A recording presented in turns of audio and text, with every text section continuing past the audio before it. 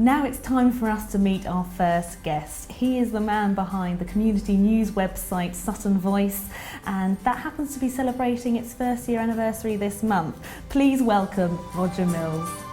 1 year since the official launch of Sutton Voice, and now SVTV is being launched. When you first launched, did you think you'd be where you are today? No, I didn't. I didn't think I would be sitting as part of a television programme. I had hoped that Sutton Voice might have started to make an impression in the borough, but I hadn't expected anything like this. What was your inspiration to launch Sutton Voice? Well, I have been in the borough for nearly 50 years. I was educated in the borough, my children were educated in the borough.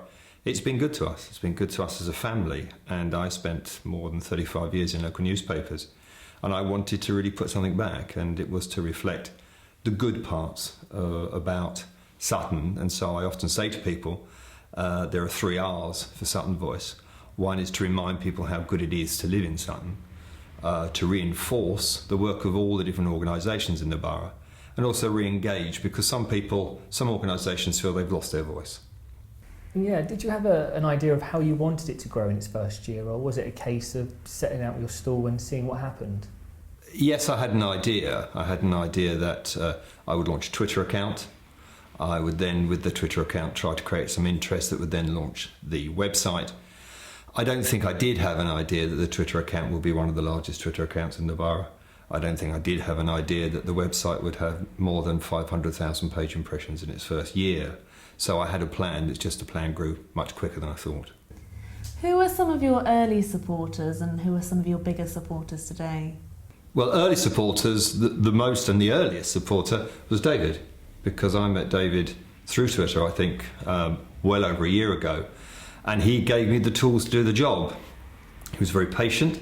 He provided me with a website which is constantly being regarded as a very easy to use and understand website.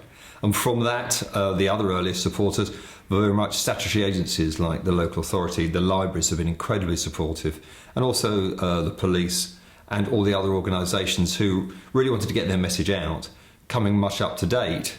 Where now, I think probably my biggest supporters currently are the advertisers of the people who have bothered to invest in, through advertising, the magazine Sutton Voice, because they are now helping us to get more than 7,000 copies of that magazine out every month.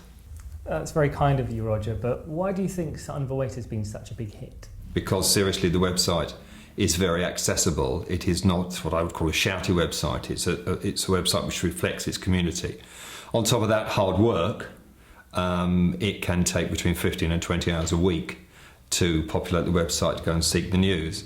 But also I think there is always this community in Sutton that really wants to be and wants to express itself, and hopefully through Sutton Voice they've got that chance. How do you think Sutton Voice will evolve over the next year? Well, I hope it will grow. I hope it will get even better and get engaged with more people.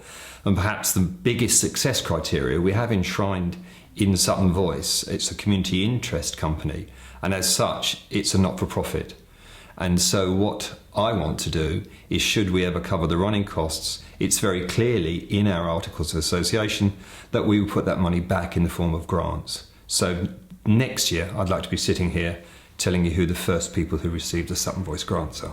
Make sure you keep up to date on the news, events and opinions by going on to suttonvoice.co.uk. And you can also follow Sutton Voice on Twitter and Facebook.